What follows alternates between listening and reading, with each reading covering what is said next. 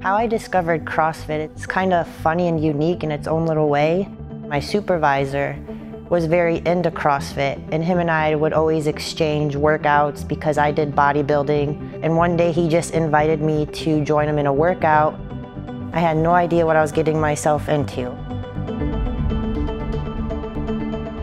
After like the first month, they all started telling me, like, you're really gonna be good at this. And I didn't see it. I'd never been to a CrossFit competition. I didn't even know who Rich Froning was at the time. So I left for basic training last year, November 19th.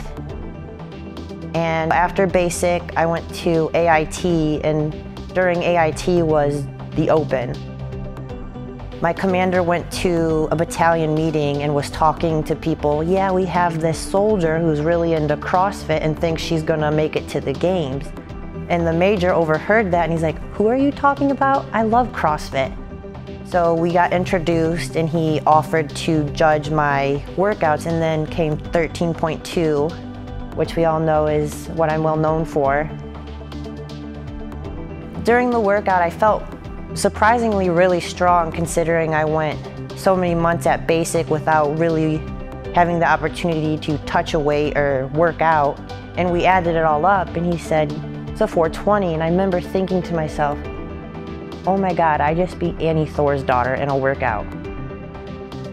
At AIT, we don't have access to the internet or our cell phones. Maybe Friday night, I got a chance to get a hold of my phone and talk to my boyfriend and my mom, and I remember them telling me, are you seeing all the negative comments? I said, no, I can't even get on a computer. So the first thing I did was log on to the CrossFit website, and I saw that my score was still at the top. I actually got a message from Sam Briggs herself saying congratulations, and then I also got one from Dan Bailey, and that just reassured me that, wow, this is really happening to me. That weekend, I was able to get in touch with CrossFit HQ, and they were pretty much demanding for a video.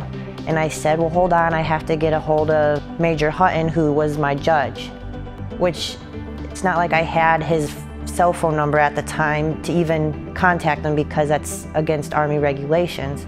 But eventually HQ got it, they reviewed it, and there was 5 bad reps, so they disqualified me. Sadly, one name that will no longer be appearing on the women's leaderboard is Danielle Sidell. After judges watched a video of her performance on 13.2, it was determined that she failed to meet the movement requirements for the box jumps. As a result, her score of 420 reps has been rejected. There was no indication that Sidell was trying to cheat. She was reaching full extension on the box jumps, but not while standing on the box. It was probably the most difficult thing I ever had to go through. I already wanted to go home. I was missing my family. I was missing my boyfriend. I felt completely alone.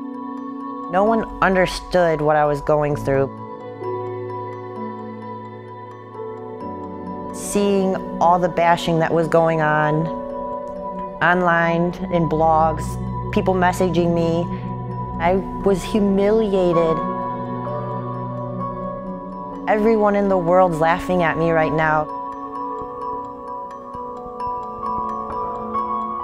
I remember saying how I was gonna quit the Army, that it was all the Army's fault of why this was happening.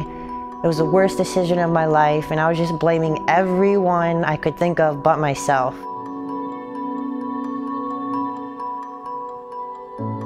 I remember going to see Major Hutton, and he just sat me down and he just said, look, you need to suck it up, soldier up, and march forward. I just said, yeah, you know what? Why let this bring me down? Let's use this. Let's fight through the next year. I use this as a blessing in disguise. I have a lot of weaknesses. I had even more back during the Open, so I'm gonna come back ready to go, hungry, and a 10 times better package than what I could have offered last year.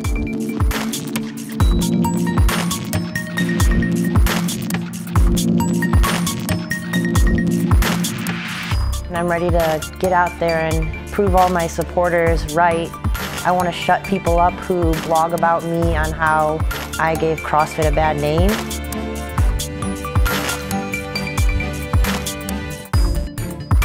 I'm ready for everyone to see what I'm capable of doing.